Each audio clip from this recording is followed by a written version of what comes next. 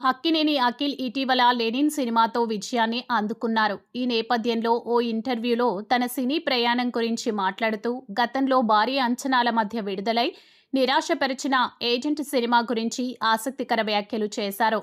ఆ సినిమా ఫలితం తర్వాత తన నటనను తానే విశ్లేషించుకున్నట్లు అఖిల్ వెల్లడించారు. ఏజెంట్ను మళ్లీ చూసినప్పుడు తెరపై తన నటన తనకే నచ్చలేదని అఖిల్ చెప్పారు. దాదాపు ప్రతి సన్నివేశంలోనూ అతిగా నటించినట్లు అనిపించిందని తెలిపారు. విడుదలకు ముందే తొలి కాపీ చూసినప్పుడు సినిమాలో ఏదో తేడా ఉందని గ్రహించినప్పటికీ నిర్మాత భారీగా పెట్టుబడి పెట్టడంతో తన బాధ్యతగా ప్రచార కార్యక్రమాల్లో పాల్గొన్నానని వివరించారు. అలాగే ఏజెంట్కు పూర్తిస్థాయి కథనం లేకుండానే చిత్రీకరణ జరిగిందనే విమర్శలపైనే అఖిల్ స్పందించారు. ఇకపై పూర్తి కథనం సిద్ధంగా లేకుండా ఏ సినిమాను అంగీకరించనని స్పష్టం చేశారు.